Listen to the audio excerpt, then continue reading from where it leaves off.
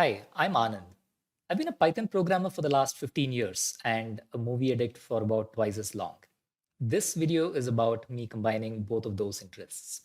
One thing that I've always been curious about is what it takes for two actors to connect with each other, and are there clusters of actors who tend to act mostly with each other? And that's what we'll be exploring now. Let's look at what it takes for one actor to connect to another actor. If they can only connect to their co-stars, that is, people they have acted with in other films, then how can one actor connect to another? To do this, we're going to be using data from the Internet Movie Database, which is perhaps one of the most comprehensive data sets and collections of movies and actors. The Internet Movie Database provides a collection of data sets that are licensed for non-commercial use and can be downloaded from datasets.imdbws.com. These are a collection of files beginning with the list of actors, the titles, alternate names, basic details of the titles, and so on. And each one of these has some very interesting information. What we'll be looking at specifically is a subset of these files. We look at title.basics.tsv.gz. Now, this is a gzip file that contains data in a tab separated value format, which is kind of like values separated by commas, except instead of commas, it's separated by tabs. Title.basics contains the basic information about the title ID, the title name, and so on. And the second file we'll be looking at is title.principles. This shares which title or which film has which actors. And thirdly, name.basics, which contains more details about the person, such as their name, year of birth, etc. To give you a feel for what these files look like, name.basics has the following information: a constant, a unique ID for the name, such as NN0000001, which stands for Fred Astaire, who was born in 1899 and was an actor and into soundtrack and others, and is known for these titles. These title IDs are available in title.basics.tsv.gz. You can access any one of these movies and actors by typing out the full IMDb URL. So if I copy this and look for, let's copy it from here and look for Fred Astaire, I can say imdb.com/name/ well, NM00000001. That will take me to Fred Astaire's page. Here we go. And if I instead typed in a title, it would similarly take me to a title page. The second is title.basics, which has the following information. Each row is a title. It may be a film, but it could also be a short film. It could also be a TV series. That's what title type contains. It also has information about the title name, which is called primary title, and original title in case if it was different in a different language, whether it's adult or not, the year in which it was started, which is often also the end year, or well, the end year is missing, but if it's a TV series that ran for multiple years, then the end year could be different. \n indicates that the data is not applicable. Runtime minutes is the number of minutes for this title, and the genres has comma separated values of the list of genres that the title belongs to. Title.principles has the following information. For each title ID, that is, for example, TT 0000001, which is Carmen Cheetah, it has an ordering, which is just for each title, the cast order 1, 2, 3, and the cast. So this is NM1588970, which is some person, actor. Let's take a quick look at who this could be. It's a little hard to copy this and place that here. That happens, okay, to be the person, Carmen Cheetah. And she's acted in a film about herself or a title about herself, and there's no job description for her. The category that she's listed under is self, and the character that she plays is self. In this, there is also a different person, a director of cinematography, and a different person as a director. These are the others that are the cast in this particular film. Let's take a quick look at the cast.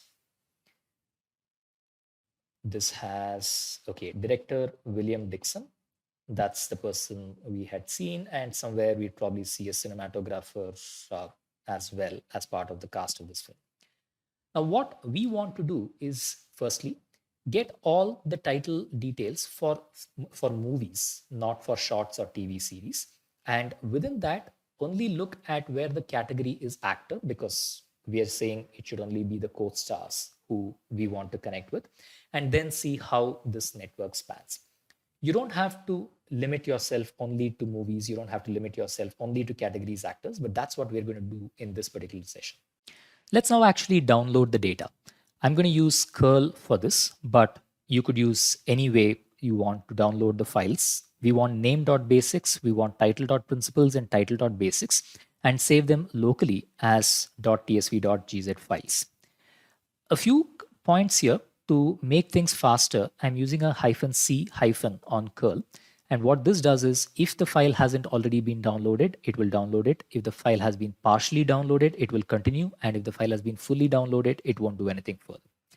Finally, we list all the files, and I have downloaded name.basics, title.basics, and title.principles.tsv.gz. Once we've downloaded the data, the next step is to load these.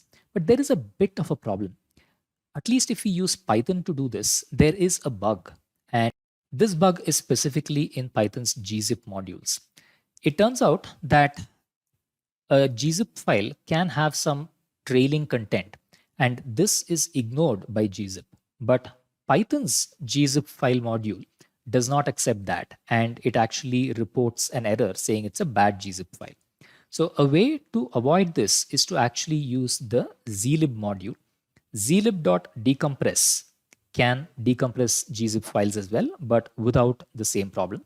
So what we're going to do is use zlib instead and bypass the gzip module. But the main workhorse for reading the data is pandas, and we're going to be using pandas' read CSV function. What we'll do is create a wrapper around this read CSV function called read CSV, which will take exactly the same arguments that read CSV does, but instead of using pandas' default approach, which is using gzip to unzip the files, we'll effectively read the file, uncompress it or decompress it using zlib, and use that stream to pass to pandas and get the result. In other words, wherever you see read CSV, you could have used pd or pandas.read CSV, but the only difference is that internally we're using zlib to decompress. Let's actually load the data. First, we'll start with title.basics. This is passed the following parameters. The separator is a tab.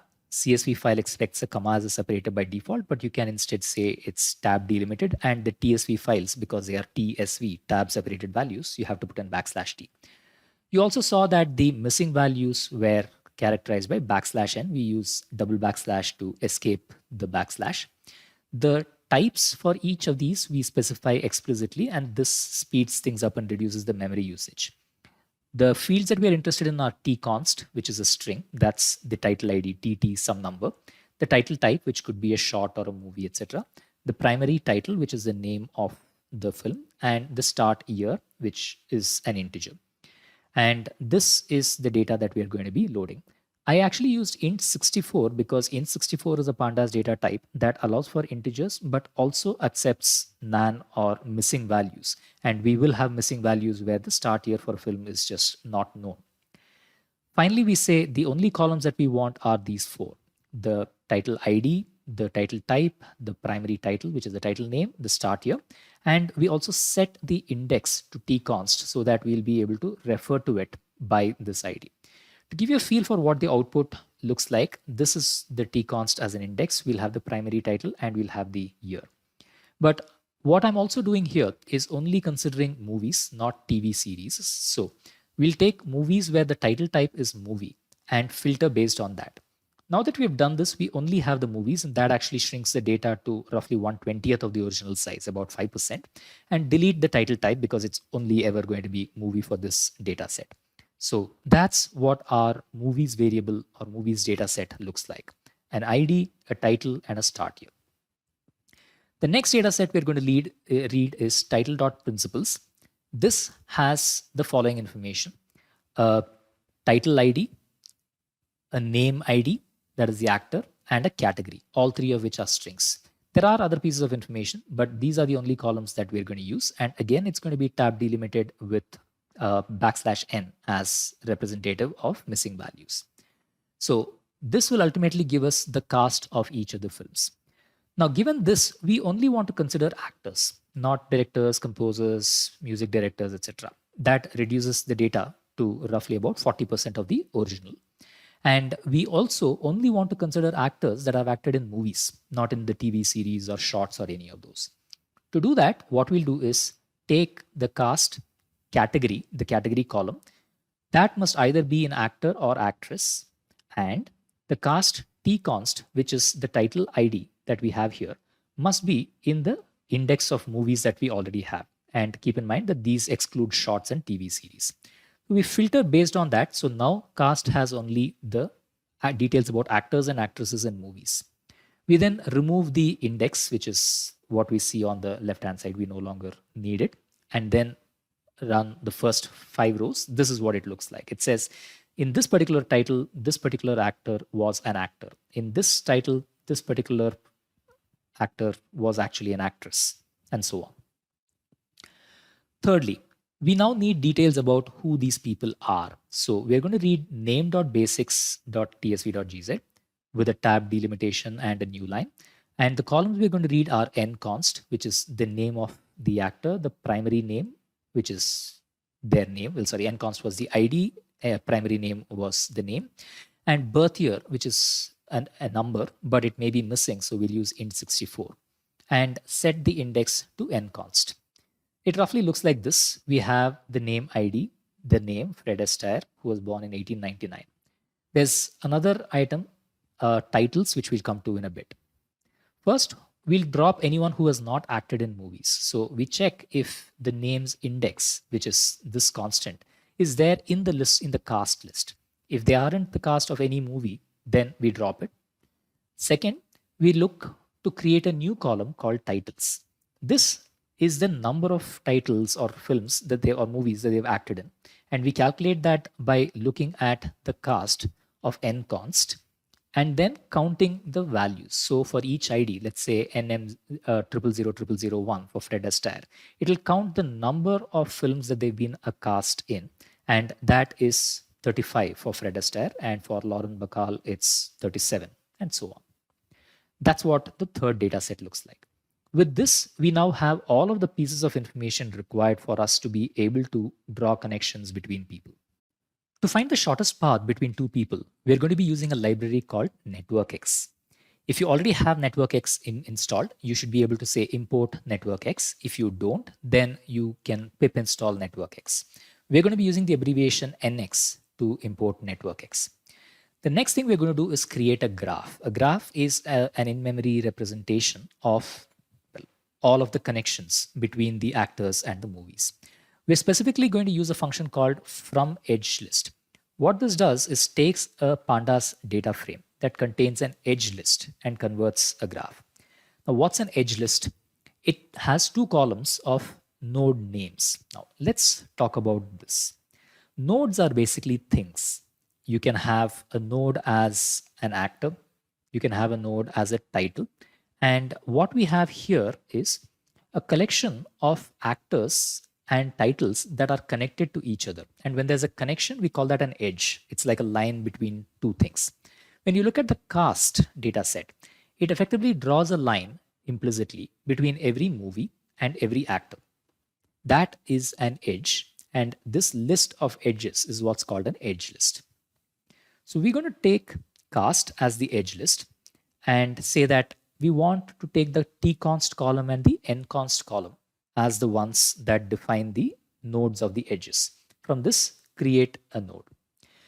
Now, when we have this graph can be used by networkx to do all kinds of interesting calculations. For example, we can find the shortest path between any 2 actors. Let's take Robin Williams as an example.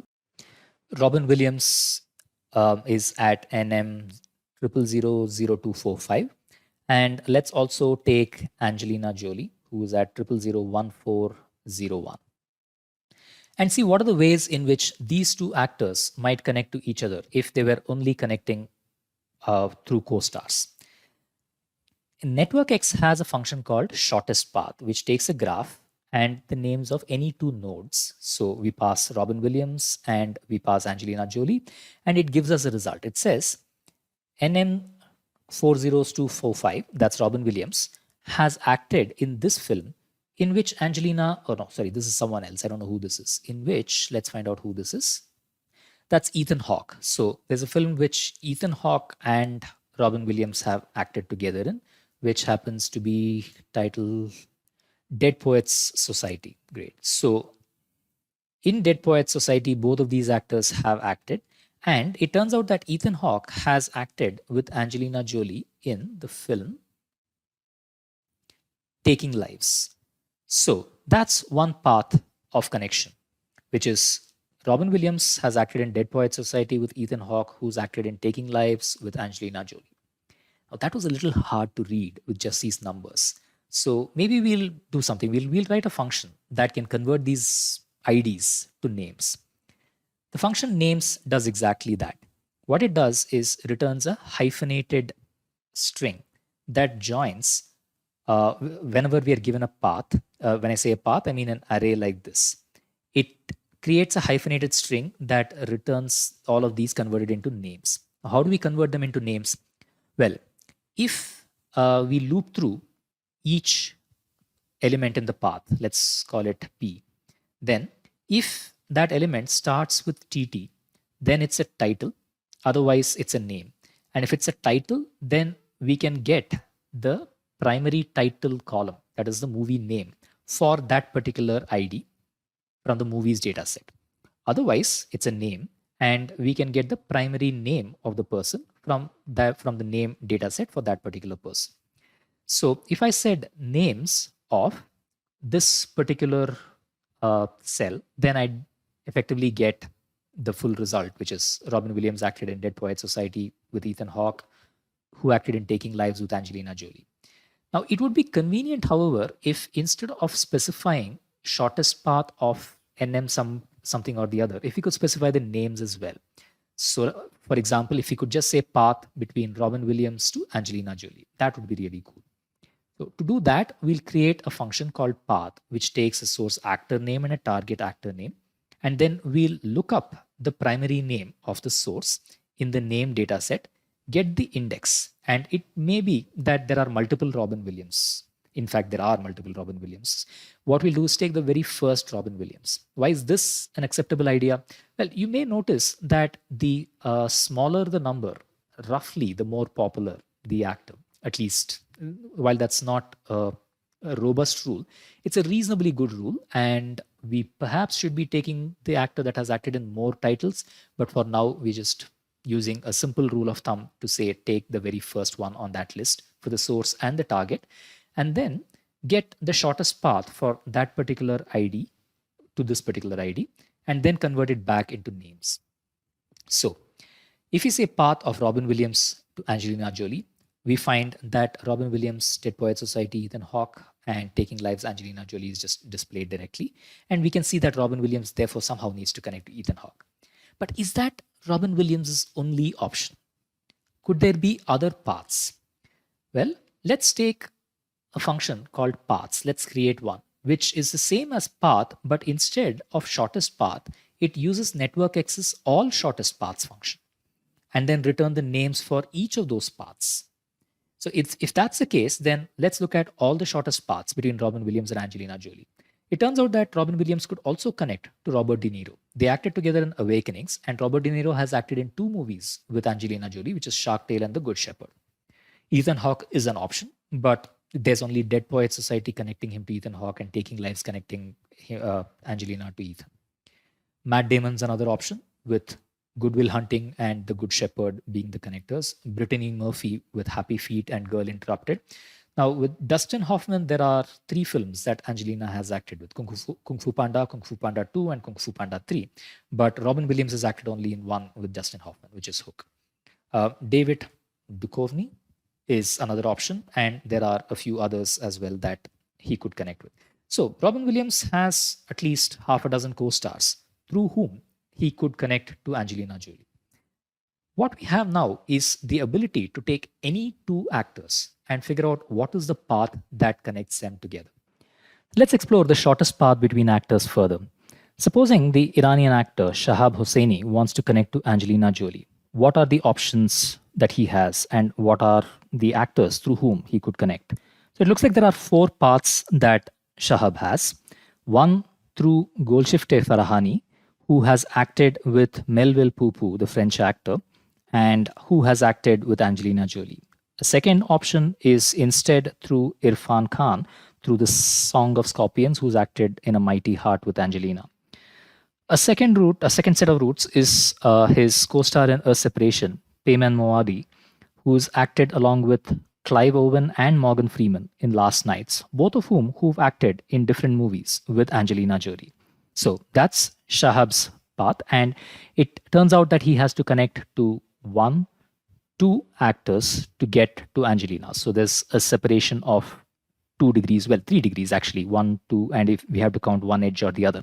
So Angelina is 3 steps away from Shahab Hosseini. What about Onur Tuna? Onur Tuna is a Turkish actor, and his distance from Angelina is actually quite high, but he has multiple routes. Let's take a look.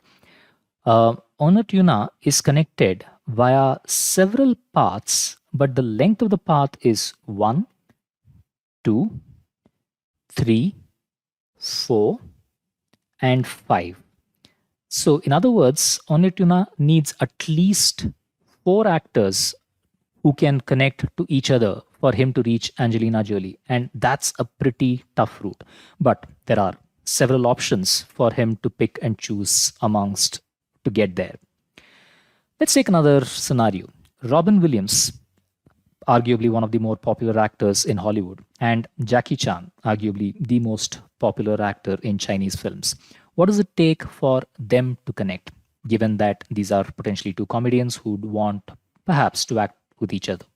So they're separated just by 2 degrees. Robin Williams has acted with Dustin Hoffman, who's acted with Jackie Chan, as well as with Max von Sydow and Owen Wilson. So these are the 3 actors, and Owen Wilson's probably a better option given that he's acted with Jackie Chan in a couple of films.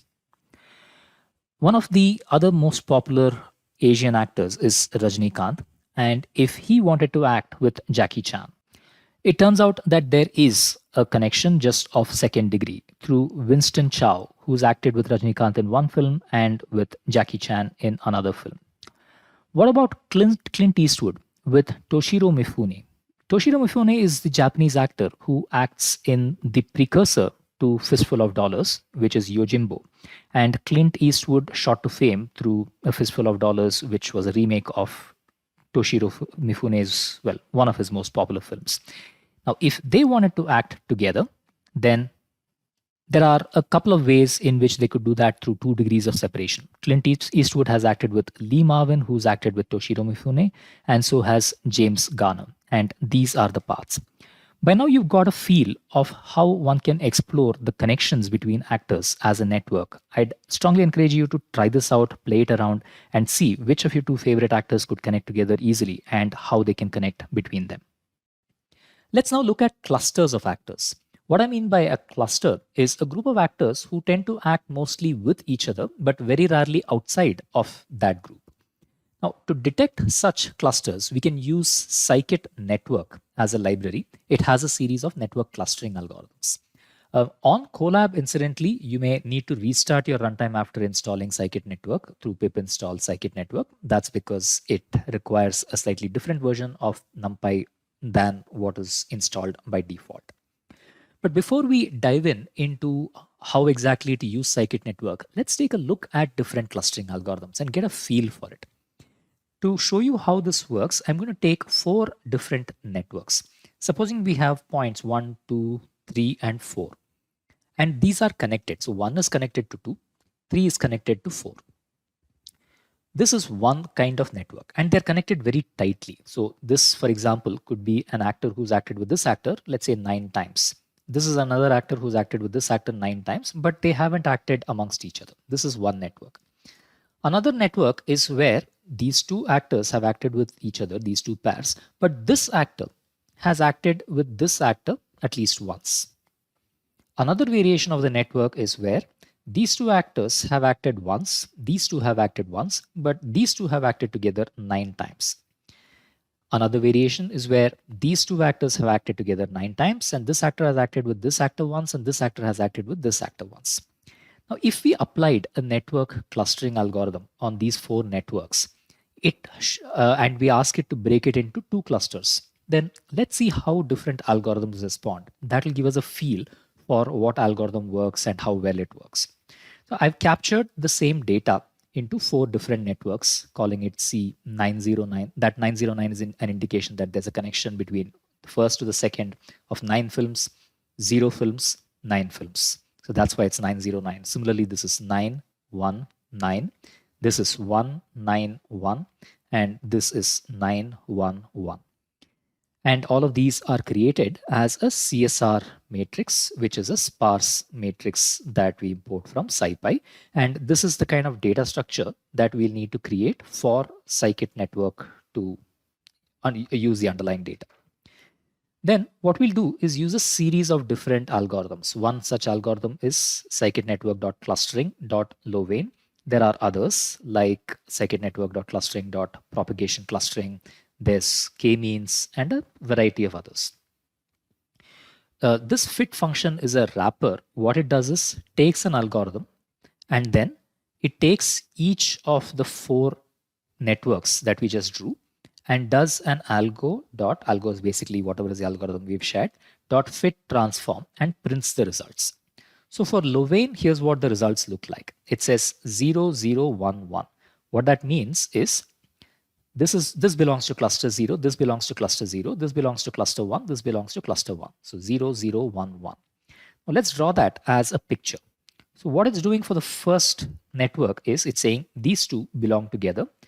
These two belong together, but it's a separate network, which makes perfect sense. For the second network, it says 0011 again. So these two form a cluster, these two form a cluster, but these two, even though they're connected by one film, they don't really form a cluster. That makes sense too. For the third one, it says all of them belong to the same cluster. It says this, and this, all of them belong to cluster 0. Okay, that is not unreasonable. And for the fourth one, it says again, these two form one cluster. That's reasonable. And these two are connected into one cluster, even though there's only one movie that's connected. Well, that's not particularly unreasonable. Yeah, maybe we could connect them. Maybe we could leave them apart. That's a subjective call. So overall, Lowain seems to be giving us results that are reasonable, not necessarily ideal, but it's a subjective opinion as to whether these results are right or wrong.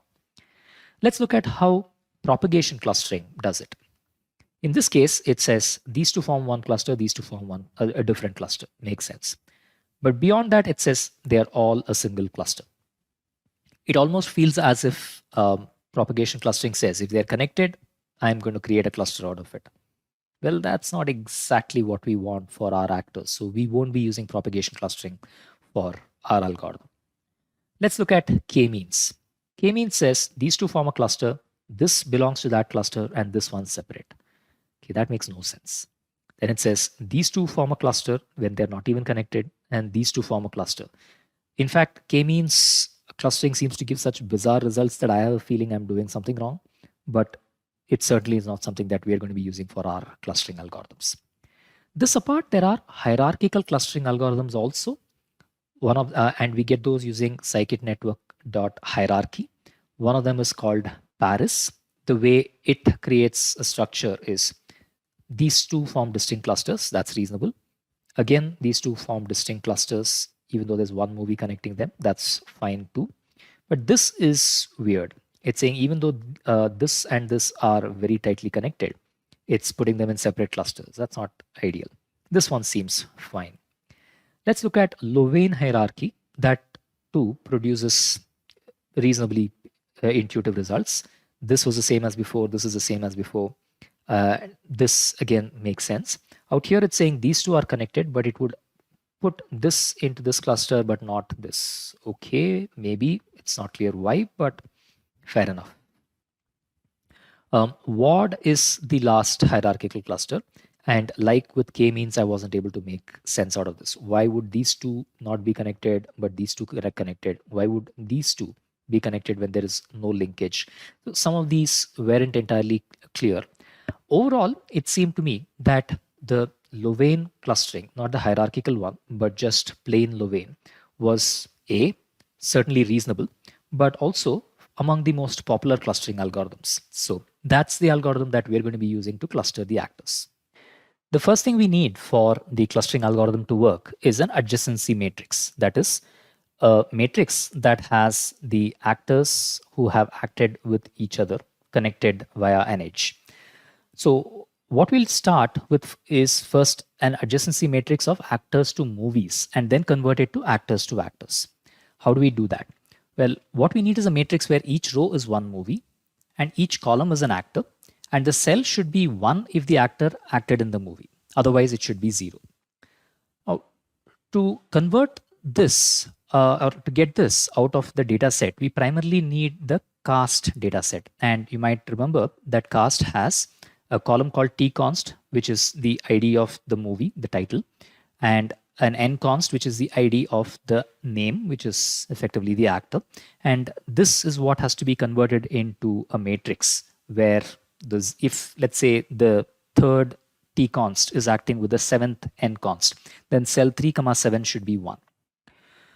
Let's do that. Now, what we'll do is use pandas category data type to do that.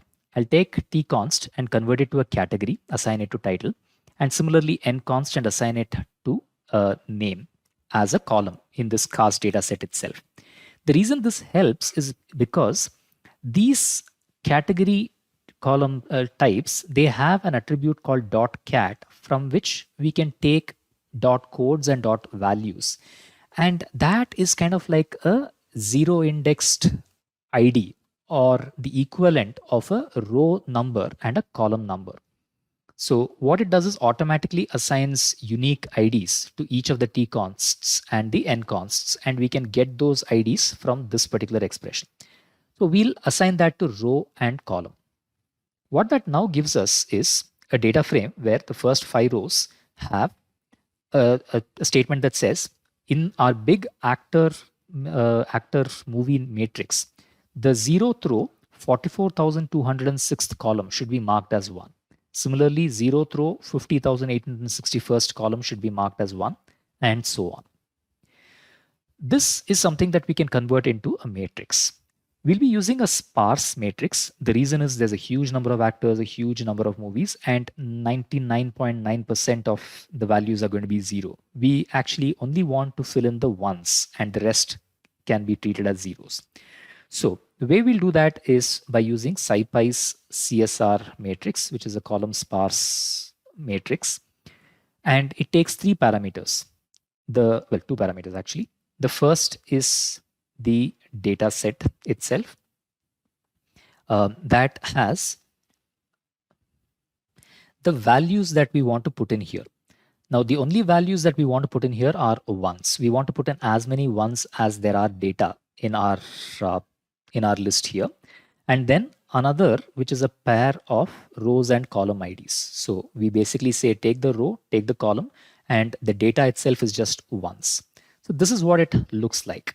So if I print the first 10 rows from columns 44,200 to 44,210, which is where we expect to see a 1 against 44,206, we see that in row 0, that is the actor indicated by this particular, the title indicated by this particular row has a 1 against 44,206, which is basically saying that this particular actor has acted, this particular title has this particular actor.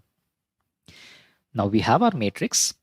Let's convert this movie actor matrix into an actor-actor matrix. Specifically, what we want is each row is an actor, each column is also an actor, and the cells should show whether, in fact, how many movies they've acted together in. So if they've acted together in 10 movies, that cell should be 10. If they've not acted together, it should be 0. The way we do that is simply by squaring the matrix. We transpose this matrix multiplied by itself, and that gives us the squared matrix. I'm not going to explain how and why this works, but this is in fact one of the most powerful things about matrix algebra, that it just works. And for network analysis, if you're able to figure out this part of it, then, well, you'll have a lot of fun. And then we set the diagonal to 0. So if we actually take the matrix, it'll show that each actor has acted with themselves several times. If they've acted in one film, they've certainly acted with themselves at least once. Now, we don't really care about people acting with themselves. So we'll set the diagonal to 0. So now this is what it looks like. This effectively says that actor number 1 has acted with actor number 6 once, and with actor number 7 4 times. Actor number 6 has acted with actor number 1, that is 0 1, yeah, at least once, and so on. And this you'll see is a mirror image along the diagonal. The 1 you see is the same as the 1 here. The 4 you see is the same as the 4 here, because if A has acted with B 4 times, then B has also acted with A 4 times. Now what we need to do is convert this into a data frame so that we can start reading the actual IDs. But I'm not going to show you how to do that. All of that is wrapped into a function called getPairs, where the code to actually reindex it is out here. But when you see the result of this, you finally get a data frame that says that this actor and this actor have acted together 187 times. This actor and this actor have acted together 187 times. That's literally just the reverse of this pair. And then these two actors have acted 146 times together. Another pair have acted 130 times together, and so on. It would actually be nice to have the names of these actors so that we can explore. Now it's possible for us to manually look up some of these, such as imdb/name/this ID. And that tells us that one of the actors is Bahadur. But it's going to be easier for us to write a lookup function that does that. Again, I'm not going to go into the lookup function, but here's what the result looks like. The Indian Malayalam actor Bahadur has acted with Adur Bhasi, a co-star, as many as 187 times. The Japanese actor Kijaku Otani has acted with Matsunosuke Ono over 140 times, and so on. This is the starting point of us being able to build the network and applying the clustering algorithm. You now have all of the information required to create a worldwide cluster of actors. 1, how to create the adjacency matrix, and 2, how to actually go about using Louvain as an algorithm to create the cluster. I'm not going to go step by step through the rest of the functions in this code, but just give you a cursory overview over the next few minutes so that you can get a feel for what is possible with this. One of the utilities that I built is to tag actors. Once we have an actor, let's say like Adur Basi or Bahadur or Kijaku Otani, how do we know which cluster they belong to? Can we give names to these clusters? So what actor tags does is for different actors, let's say Amar Waked, tag them as Egyptian, or take Anjali Devi, tag them as an Indian actor, also as a South Indian, also as Telugu, also as old. And Ansa Ikonen, tag them as Finnish, also as old. So we provide multiple tags for each actor so that if there are actors that belong to multiple clusters come together, then no matter how they come together, we can still give the cluster a name. The other utility that we have is the actual clustering, which creates the clusters by building an adjacency matrix and then uses the Louvain algorithm to create the cluster, and then finally uses the actor tags to name the clusters. Finally, we also add a set of cluster metrics here, such as how large the cluster is, how many co-stars each person has, and so on. Let's take a look at what the output of this particular function is. If we call the subcluster function in this notebook, it reports for each actor, apart from their basic details such as birth year and the number of movies they've acted in, the cluster number that they belong to. So Adur Basi and Bahadur belong to the same cluster. Kijaku Otani and Matsunosuke Ono belong to the same cluster, and so on. And it also gives a name for these clusters. Sometimes the cluster may have multiple names. So this looks like the Indian, South Indian, Old, Tamil, Telugu, Malayalam cluster. This is just having one name, the Japanese cluster, and so on. We also get information about, for each actor, how many unique co-stars they have, how many clusters they act together with. So Kijaku Otani has acted in only one cluster, the Japanese cluster, but Bahadur has acted with two clusters, his own and one other, and Adur Basi has acted with two clusters outside of his own. How many pairings they have? That is the total number of co-starrings, not just unique co-stars, but total number of co-starrings they've had.